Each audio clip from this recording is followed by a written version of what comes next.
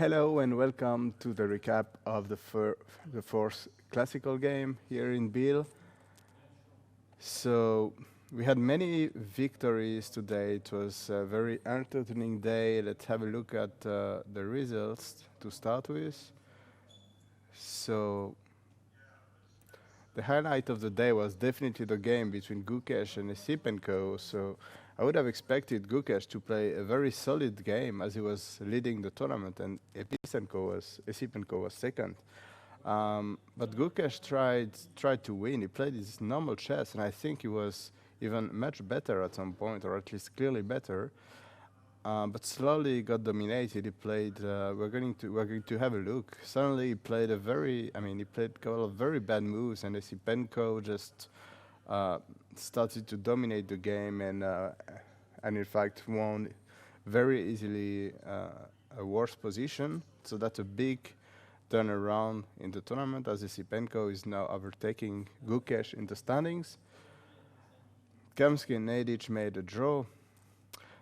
Salem sacrificed the piece against Abdusattorov. We're going to have a look at this as well. The sacrifice was not working, and Abdusattorov won. And Lokwang was worse, close to losing against Vincent Kemmer in a symmetrical endgame. Black was definitely trying to win, but then Lokwang managed to equalize, and then slowly he managed to even play for a win until Kemmer collapsed completely and just lost the game, a game that really looked impossible to lose. So that's a big turn around in the rankings, as Gukesh, who was first, is now on the third place only. Lokwang, with this victory, is taking the lead with 26 points. Esipenko, by beating Gukesh, is now on 25.5. And Gukesh is third with 24 points. Abdusattorov, after beating Salem, is quite close to the top three with 22.5. And Salem is now a little bit further with 20.5. And for the other three, it will be quite difficult to catch up with the leaders or even the top three from now. Let's have a quick look at the games. So as I said, the big highlight today was this game between Gukesh and Esipenko. It was a semi-Tarash, so a very well-known opening, and this move h4, which looks very weird, but is an idea that is becoming popular nowadays. Actually, later in the game, we will understand the point behind this idea of pushing h4, h5 so early. The normal moves here are bishop c4, bishop d3, rook c1, and so on. h4 is slightly unusual. Black played b6. The rook went to d1. That's going to support, the rook is going to support d5 at some point. Bishop d3. So I don't know how much the move order matters. Playing rook d1 first h5. I'm not a big specialist of this line. But anyway, white is putting his pieces in a quite dynamic way. Knight b4, you never fear because you go bishop b1 and you keep the bishop on the long diagonal. And at some point you want to break in the center. You want to push h5 to weaken the king side. And for example, after what happened in the game, you see white even castled, so h4 does not mean you want to mate your opponent quickly necessarily. White just centralized these pieces, at some point pushed h6. Black did not want to allow h6, that would create some several holes on the dark squares, especially the f6 square, so he played h6 himself. And now d5 seemed to me like a very strong move. And the point behind h4, h5 is that whenever black takes, then white is going to play e5, and then he's going to try to do something like, so I don't know if I can do this. I don't know if I can draw a rose. Yes, I can. Then when white will manage to set up a queen and bishop battery on the black king, black will not be able to push g6, and the black king will be in big trouble. I think this is the main idea of playing h4, h5. So that's a pawn sacrifice, but it is simply very difficult for black to do something. The bishop is also quite passive now. If the knight moves, then the other knight is jumping to d4. So that's not really fun. I mean, here there is probably queen e4 right away. This is no fun for black with a pawn on h5.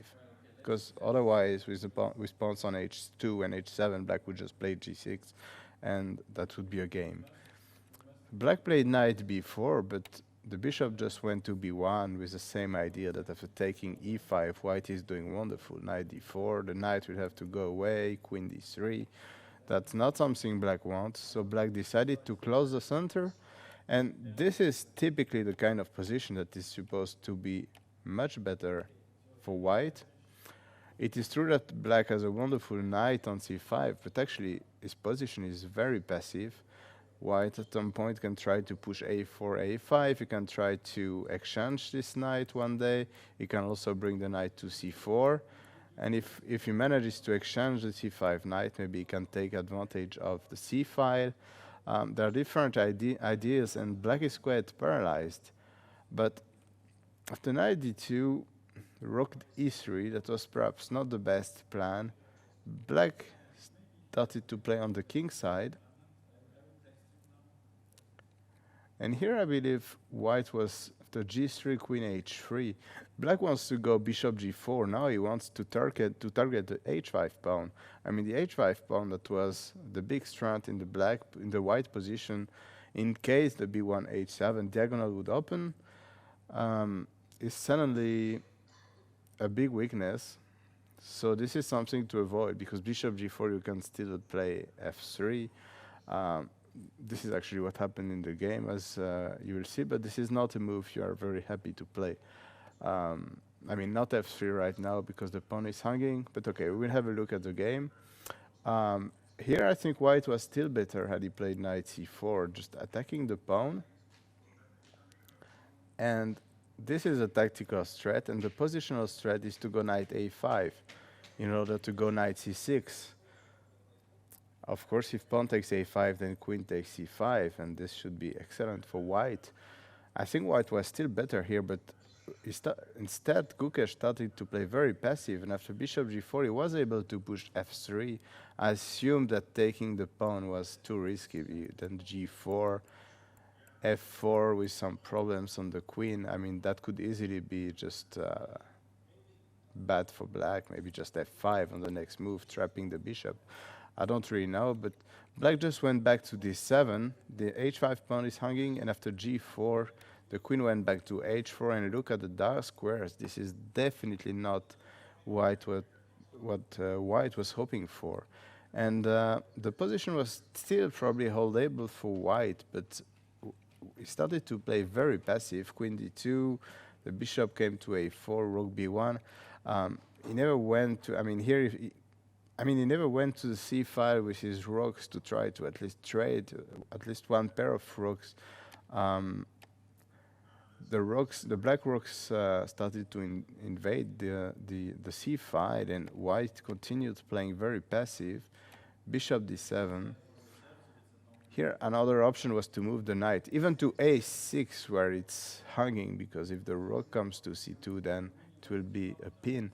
I think that would also have been very strong. Any knight move, maybe to b7, in order to be able to block the d pawn. I mean, that looks pretty bad for white. But instead, black played knight d7 with the idea, bishop d7 with the idea to cover the f5 square and to play knight a4. And there are problems everywhere for white. Rook d1, queen f4. Now this is under attack. There are many threats. I mean, if the rook comes to c2, it's game over. White found the only move d6, rook c6, because had white played something like rook c3, then the bishop would come to a4 and then knight b3, and that would be a disaster for, well, actually bishop a4, knight b3 is not the problem. It is simply winning an exchange, because the rook cannot move, and if you first trade queens, then you have two hanging pieces. So d6 was excellently played. Black played rook c6, and now there is no bishop a4. And white could have played rook c3, and the position was not that bad. There is no winning tactics for black. The knight is protecting e4. White is threatening to trade queens. So maybe this was what annoyed white. So actually no, I'm wondering, but okay, I guess maybe you can just take and have to take, I don't know, go king f3, because if you take there is a fork, and try to play with these very strong pawns, threatening bishop b5, trapping the rook. After rook c3, white would still be in the game, but that was the only move. After king g2, that was another very slow move. Sorry.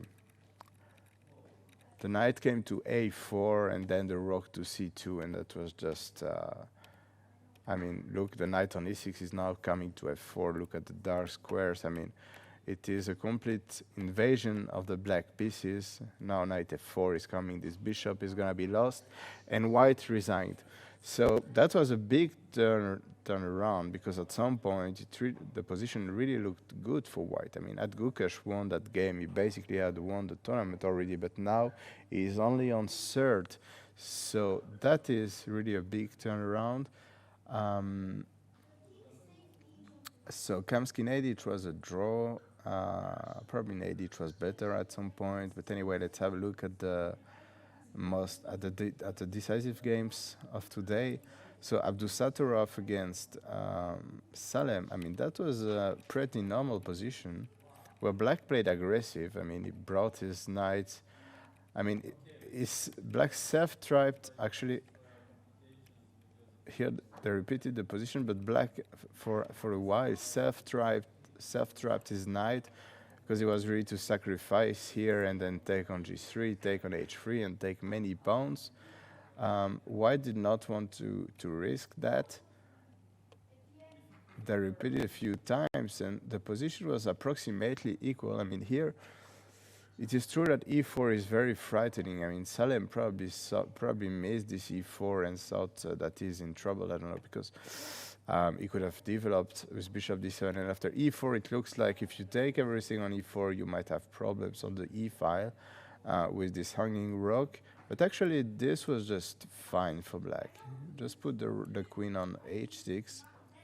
Here it might look like f3 is very annoying, because if the knight cannot just retreat to f6. You take it with check and then you win the rook. That's why I was mentioning that developing the bishop definitely made sense.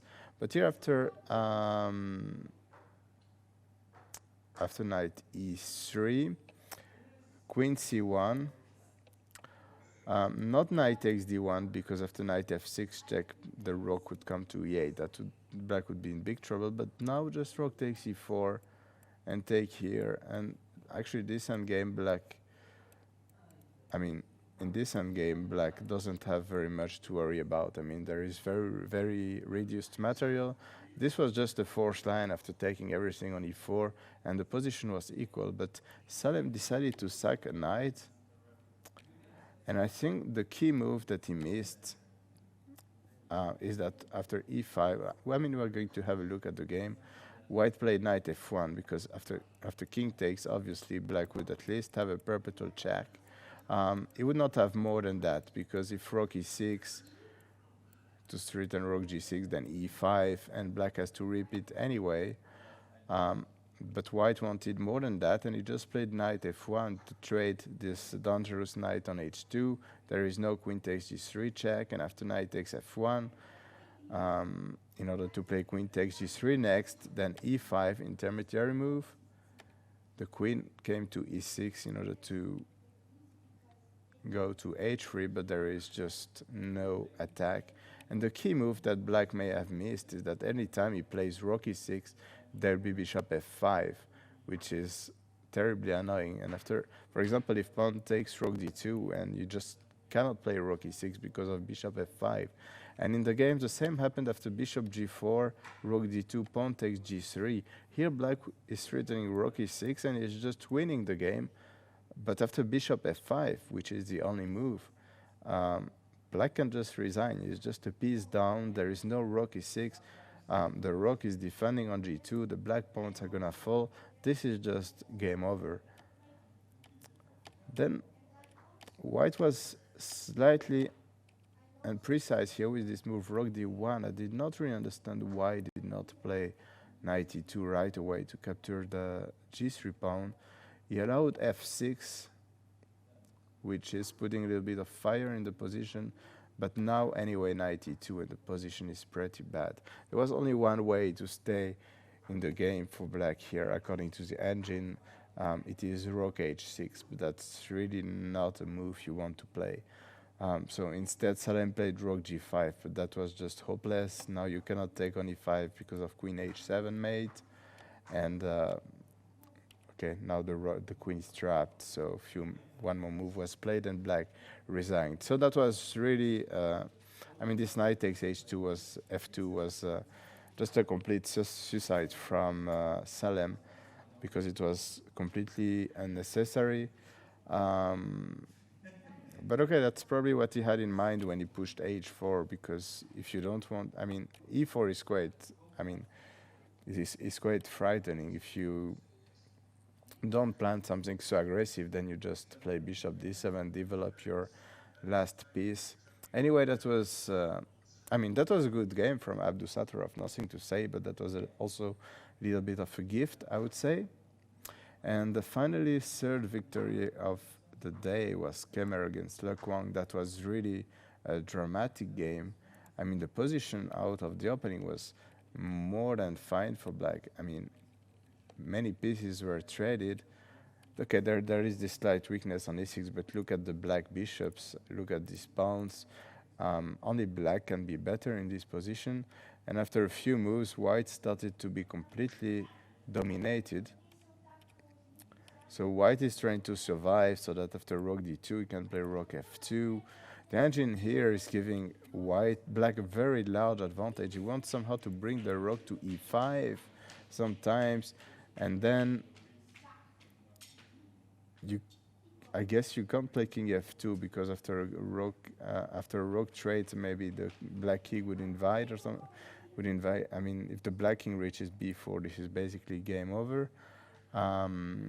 I mean, the engine was not showing something extremely concrete, but it was giving black a very large advantage here until, I mean, okay, the repeated moves, as you see, black was playing for a win. Rook c8 was probably slightly imprecise, but anyway, black remains better. I mean, white is dreaming to draw this position, but then black started to be very imprecise with this rook c5. That does not really make sense. Suddenly king f2, and white is in time to bring his king to e3. And if rook takes b2, there is rook f5, recovering the pawn, and suddenly white has equalized. But of course not more than that. So actually rook g2, if rook f3, there is g4, so white plays active, and white has lost the pawn. But now look at these two guys. Black actually has to be a little bit careful, because he can lose one of these pawns but not both of them. In the game he decided to play bishop e6, rook b3, white had to defend passively, then rook e3. I mean, it never looked like black should lose this position. I actually don't know who was playing for a win at this exact moment of the game. Probably still black, because you can see all the white pawns on light squares. So there are potential weaknesses. But Kemmer tried to hide, and suddenly he became very passive. So he had to trade his e5 pawn for the a4 pawn, which at first looks fine, because you think, okay, black has the material is equal and black has two passed pawns, but actually it is this endgame is very difficult to play for black. The white is centralizing his bishop, and rook a7, which looks very natural, because otherwise white will play rook a6, is just actually a losing move. Black should have stayed on the b file, and then if rook a6 played something like this and push the b pawn, and that should be a draw. I mean, if check, you have rook g6. That should be a draw. But it's true that it's not an easy decision to make, especially with little time on the clock. It's already moved 63. And after rook a7, rook e8, suddenly black is in big trouble. But it took me a lot of time. Even looking at the game quietly with a chess engine, it took me a lot of time to understand why black was in big trouble, but actually is simply in a mating net here. It is not obvious at first sight. King h7 was played, I guess, avoiding things like this and some checks that could potentially be annoying. The bishop came to d1, so it can be useful to defend. Rook b8. Black tried to push his a pawn, and here white found the very good move, king f5. King f5, which is disastrous news for black. If he plays a3, then it's just check, check, check. And white is collecting the rook and then queening his g pawn. This is just game over. So with this simple move, king f5, I mean, look at this incredible bishop just preventing all the checks. There is also no counterplay on the fifth rank. Black played bishop h5, and now just e5. Rook d7. If black pushes the pawns, then king f6. Now after check, white is ready to play e6, threatening bishop e4. And the position is not possible to hold for black. White is also threatening to check here and then have a nasty discovery check with his bishop. So black tried rook d7 here, but after rook takes b5, now this is an extra pawn, and the a pawn is going to be lost as well.